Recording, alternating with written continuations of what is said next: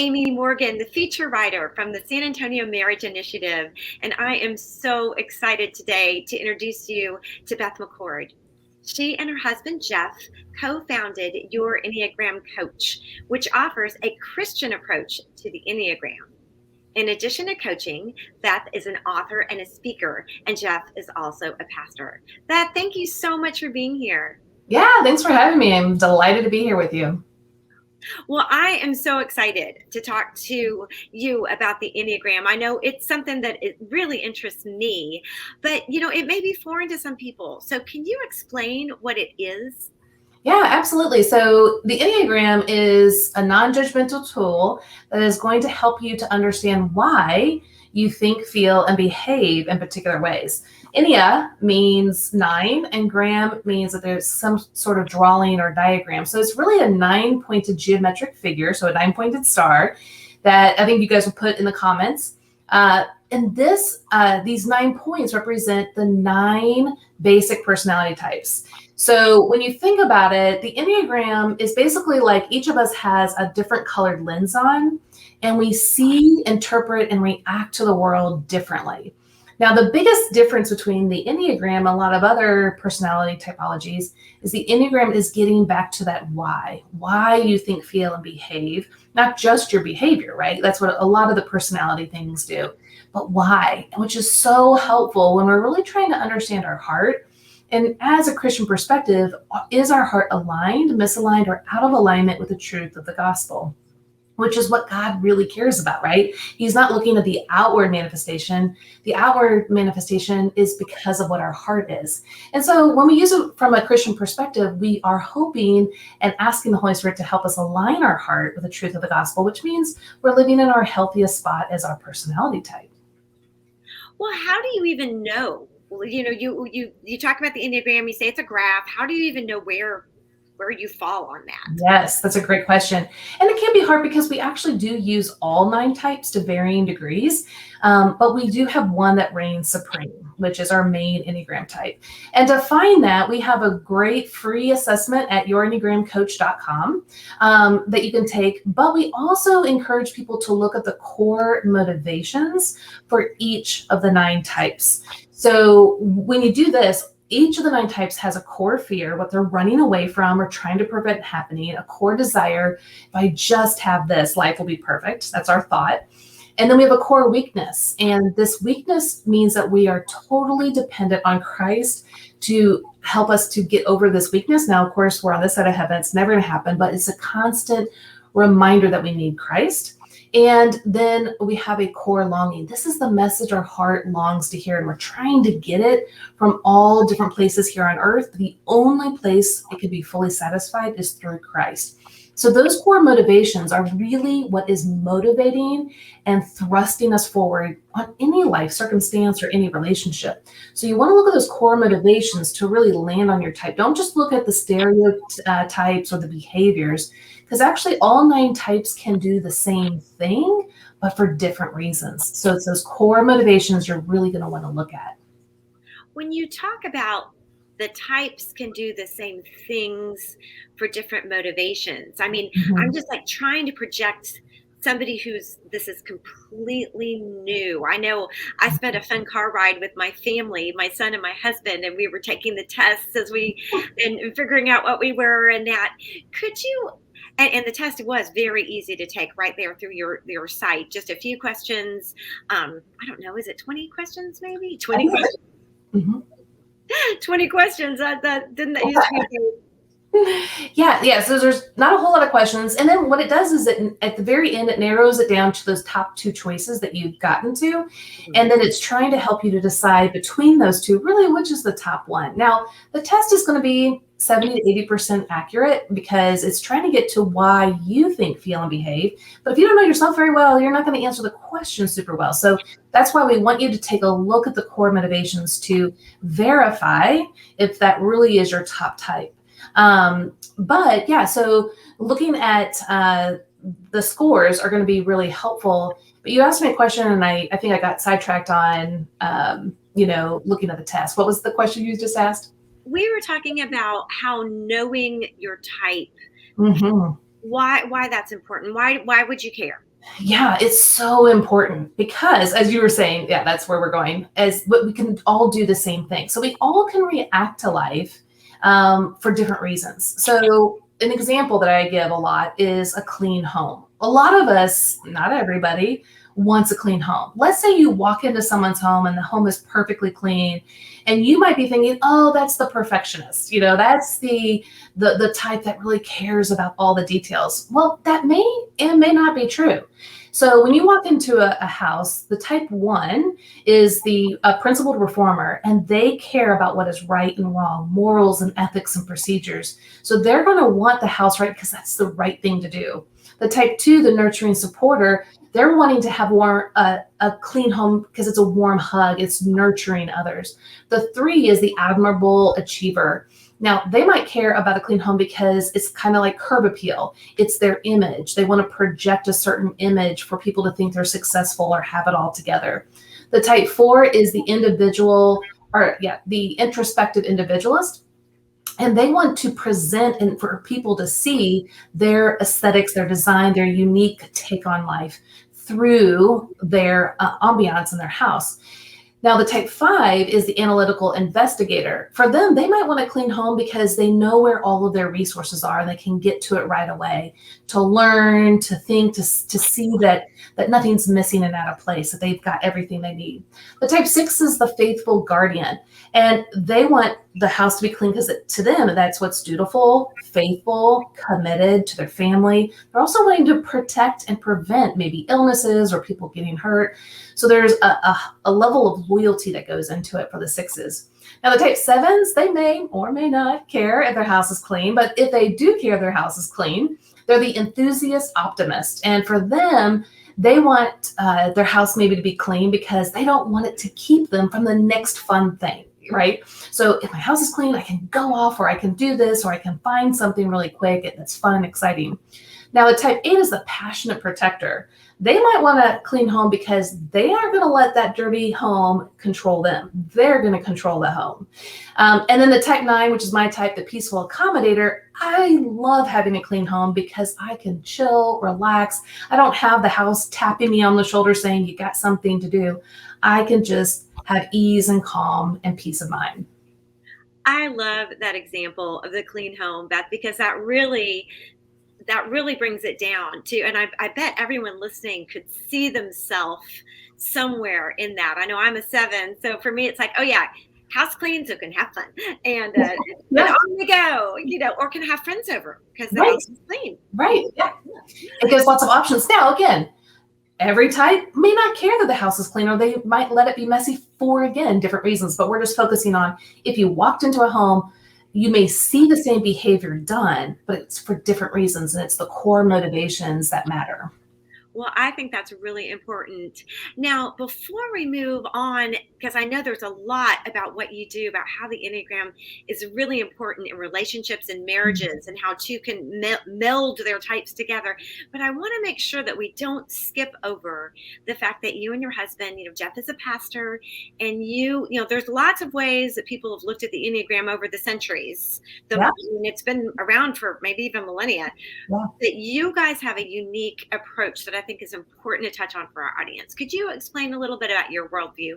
Absolutely. Yeah. So there's a lot of different teachers out there with the Enneagram. There's people from the Catholic tradition, New Age, and everywhere in between. And so when we started using the Enneagram in 2001, Jeff was actually in seminary for 4 years at a very conservative seminary. And so as we were learning back then, there really wasn't any gospel-centered perspective on the Enneagram, but we could see truths. And, all truth is God's truth. But that doesn't mean that the teachers are saying it in the way that they need to say it. They're saying it in their own worldview or their own religious view. So I took the time as I was learning and growing to ask Jeff, hey, they're saying this, and I know we don't believe it in that way, but how would we bring that through a Christian lens?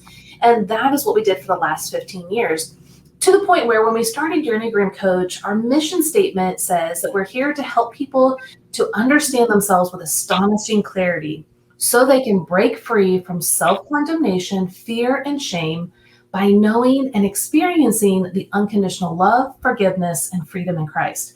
Now, the one word you don't hear in there is Enneagram. And it's not because we don't think it's a great tool, because we think it's a great tool, right? But it's because it's the gospel that transforms us. The Enneagram is like an X-ray. It is going to give you a lot of clarity on what is broken and what isn't broken, right? So you see bones that are totally fine and bones that are broken. But the Enneagram cannot heal you like an X-ray cannot heal you. You need the great physician, and that is the gospel. And so what we're doing with the Enneagram is we are bringing that clarity of why we think and feel in particular ways when our heart is misaligned and we're falling into the same common pitfalls time and time again, but also what is our healthiest trajectory, which is us becoming more like Christ in the way he designed us. So it's not Beth, who's a type 9, becoming some other type as if being a type 9 is bad. No, all the 9 types are beautiful when they're aligned with the truth of the gospel. But all 9 types, when we're out of alignment and totally unhealthy, can be very destructive to themselves and all their relationships. So the whole focus is to, is to have that astonishing clarity, to move away from self-condemnation, fear, and shame, and experience the unconditional love, forgiveness, and freedom in Christ. That's the point. Because when we're there, we know who we are and whose we are. That's the overflow of our heart will be there, and people will be blessed. Well, that leads us right to where we wanted to go with relationships. Mm-hmm. Now we know, if we've taken the test and we've taken some time to self-reflect, you can definitely see, what your strengths and weaknesses are, where Christ can, work on those. But now the rubber meets the road when it hits your spouse or your other people in your life. I mean, I was doing the Enneagram with my adult sons too, and I was very much laughing at my number one, my number 1 son and my number 8 son, and where those relationships can be in conflict. Talk about that. I know you've done a lot of work there. Yeah, so our first book right here, Becoming Us, is use the Enneagram to create a gospel thriving marriage. And so we really want people to use the Enneagram to grow in their relationships. And the book is really kind of focused on marriage, but honestly can be used with any person or any relationship combination. And so that is so important because we all are going to struggle and falter here on earth. We're going to get activated in certain ways. In the first chapter of the book, we actually talk about that we often commit a suicide, which means that we assume incorrectly other people's thoughts, feelings, and behaviors. We think everyone sees the world we do, and then they're not thinking the way they should. They're not doing what they should according to our view. And we get upset and frustrated or sad or hurt when we recognize, oh, wait, I'm wearing purple lenses and my husband is wearing orange lenses and my daughter's wearing red lenses and, so on and so forth. It's like, oh, I can take off my lens for a second and put on their lens and see the world through the lens that they see it, and why they might say it the way they say it or might do what they do. Doesn't mean they're right. Doesn't mean that they may need to own up to if they've sinned or hurt you. But why? What's going on underneath the hood, right? And how can I then deliver more compassion and empathy, grace, mercy, forgiveness, and love? That is really at the heart of what we're wanting to do. So by understanding not only our own core motivations and why we do what we do, but also those around us can really mend relationships. So for me, my husband is a type 6, and one of his greatest fears is abandonment. Well, one of my greatest fears is conflict and tension. But a type 6 can kind of come at conflict if there's tension and actually press in harder. Well, guess what I'm going to do? I'm out.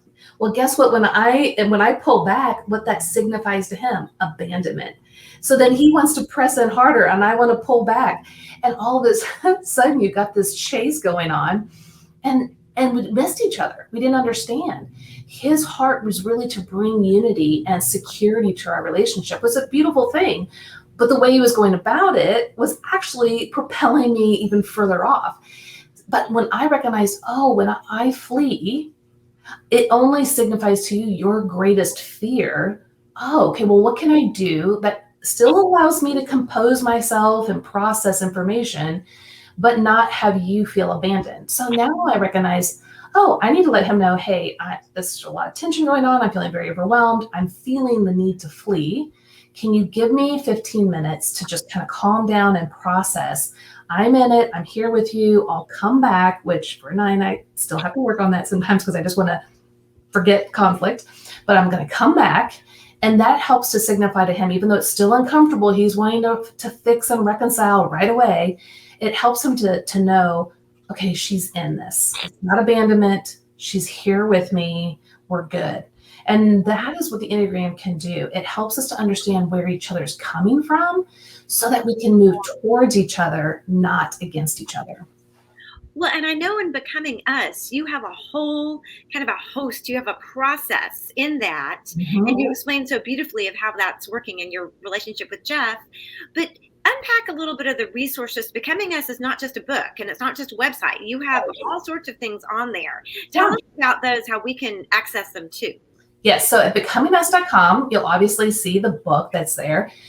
But not only that, we have a free assessment that you and your spouse can either take together or you can just take yourself. It doesn't necessarily have to be together.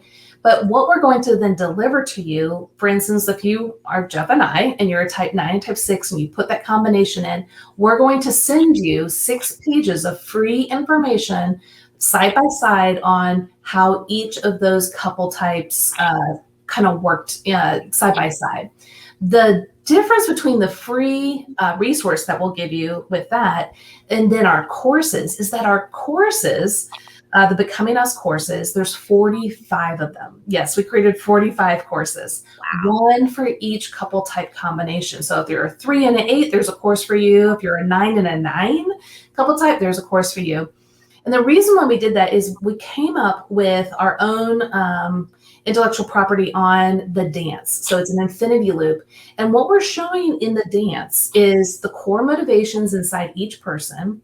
And when there is an incident that happens, what is being activated in our core motivations? And so what's going on in the heart condition, but then how that pops up on the top of behavior. And usually the spouse is only seeing the behavior or the word said, and they're reacting to it based on their core motivations. And so we show you how this goes around and around in a misaligned way, but then how to use the informations to get aligned with the truth of the gospel so you guys are in sync together. Doesn't mean you're like perfectly like agreeing, but how can you come together with that empathy and grace and compassion to move forward to being closer to Christ together? And so the 45 courses are specific to that couple type combination and their dynamic. So the book is great just as an overall tone of the Enneagram and what people are like and how to work with them.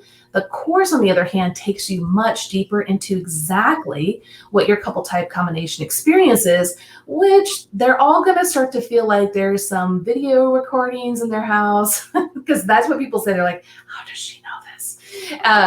And it's just, once you understand how the types function and work, it's pretty clear. So this is going to be a game changer to all relationships. And so this is at becomingus.com with our courses. All that's at Becoming Us. Don't you also do conferences and video conferences? Let's talk about that, because those are really exciting, because some of them are live and some are virtual, right? There's a way to access them anytime.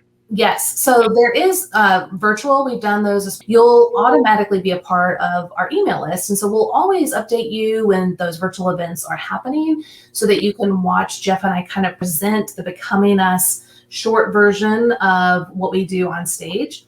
But then, we go around the country and we talk about Becoming Us. And we have this 1.5 to 3 hour event, kind of depends on what the people are wanting from us.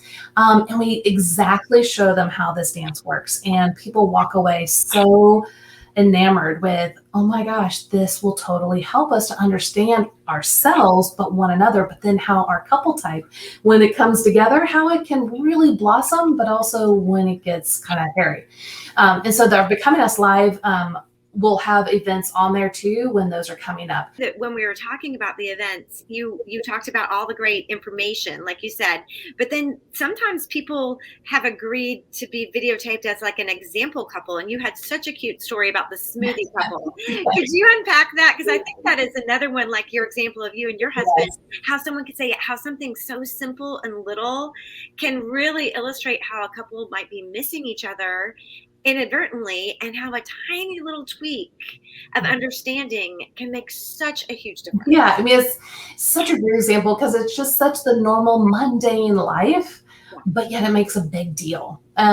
So when we talked about the infinity loop, so if you put a line in between it, below that line is the heart condition, and above the line is the behavior. So we had a type 2 and a type 3 couple type. Now the type 3, they are the ones, the admirable achievers. They are going to make things the best. They're going to be efficient. They're going to knock it out of the park. They want you to see their success. They're doing an amazing job. The type 2s are the nurturing supporters. They naturally see people's needs, and they move in with confidence to assert their helpful advice, support, because they want others to see and feel their love so that they're appreciated and wanted and loved. So here's the story. So the type 3 has learned and nuanced and shaped and molded their perfect smoothie. So they've got it nailed down. This is the perfect smoothie of all times, right? So every day, we'll call him Jack. Every day, Jack goes down the stairs and to make his perfect smoothie, and he's just going to kill it. It's efficient. It's awesome. It's good for his body. But every day, his sweet type 2 wife, we'll call her Ro, she walks down the stairs, and she has all this time, she knows he makes these smoothies. So she'll come down and say, hey, I bought some extra frozen blueberries or strawberries, or you could get this, or you could get that from the fridge. And I've done this for you and that for you. Well, her actions land on the type 3 as if he doesn't have the perfect smoothie. She has to give some extra tips and advice that he doesn't quite know how to do it right. So it lands on him that he's been exposed for being a failure in some way. He doesn't know what he's doing. He's incompetent. His smoothie isn't really worth it. Now, is that what she meant? Absolutely not. But that's the lens through which he is seen. And so he gets kind of big and frustrated and like, hey, I've got this, like back off. So he's got a little bit of irritation, and she's sitting there going, I'm just trying to help. I'm just trying to love you. So that landed on her as rejection, which is one of the type 2's biggest fears. He's rejecting her. He's unappreciative of the love that she's trying to extend. And so then she feels rejected, and then the dance starts to happen. And so what we were able to do is to point out how what she was doing landed on him and why. And so she's able to go, oh, I was really trying to be helpful. I didn't realize that it would actually offend him. And then vice versa. He didn't realize that by pushing her aside, the rejection is so huge and hurtful for her. So then we were able to ask them just some simple questions like, hey, how would you like her to share with you if she has purchased other things that could be helpful? Or do you even want her to do that at all or not? And why? So that they can have that more honest, vulnerable conversation from a heart position rather than a reactive position. And that was just this hilarious, again, simple dance, but it can really spin you out. And they said for years, they've been having this dance in the morning, which you don't want to start off the day, with this unhealthy dance. And they weren't trying to. They were actually trying to live their best, but they just were missing each other. The Enneagram is going to help expose and understand what's going on and how we can move towards one another with that grace and love that Christ is wanting us to. Well, and I'd love to, as you said, you were explaining their types and the conflict between them just because some tiny little misunderstanding, but you said as we were able to coach them, because that is also an integral part of what you and Jeff do, not just the two of you in personally coaching, but you've trained thousands of coaches as well. Yeah. I think we'd be remiss if we didn't touch upon the work that you do there. Well, thank you so much. Yes, it's one of our greatest passions because really Jeff and I want to build an army of people that are so fixated on Christ and how the gospel transforms us. We would love to be able to coach all the people and meet all the people, but we're just two people. And so God gave us the vision of creating a certification program to then bestow this training onto others that are passionate like we are, literally around the world. So we've had 1,500 people purchase our Becoming an Enneagram Coach course from 20 plus countries. And we just love training them and instilling this confidence in them. And then they move forward and coach individuals, families, teams, and on and on. We actually just last month released a directory where people can find these coaches that are certified at myenneagramcoach.com. So the company is called Your Enneagram Coach, but when you're trying to find your coach, we want you to go to myenneagramcoach.com, and you'll find different certified coaches on that platform, and you can filter it in any way you want so that it kind of whittles down to a few top coaches that are going to fit your needs specifically. And we're just so excited to have that available now. Well, and that is wonderful, because sometimes you just need that extra push, Oh, as absolutely. all trying to We can't always see what's going on, right? Like, it seems so clear to us, like my husband is if he would just stop, or if my wife would just stop. Whereas having a coach come along and be with you and cheer you on and guide you, not, be for one spouse and not the other, but really come and coach along, can really change the trajectory of a relationship for the better. So yeah, we are just thrilled and honored that God has given us the Becoming an Enneagram Coach course certification. So anyone can also take that course and be a part of our, dynamic that's going on. Or if you need to find a coach, we also have that now, which we're just so thrilled. Well, it sounds like there's a lot of resources and a real clear path. Yes. Finding out your type first. Yep. And then perhaps finding out your spouses. Yep. Looking at the 6 pages of free resources, seeing how and then when you are even more interested, which of course, like, I'm dying to fill out that. I already talked to my husband. We're doing that today. To find out the mesh and the dance. Yes. And then finding out and following all the way through. Because sometimes too, you might find your type and your husband's type. You might even find out what your dance looks like, but you just need that person who is not you and not your spouse, that objective coach to be able to help you just broach that subject or get over that smoothie hump. Yes. A little bit. Right. Yeah. And so, definitely go for those that are interested in the marriage kind of path, becomingus.com is a great place to start. So dive in, try it out.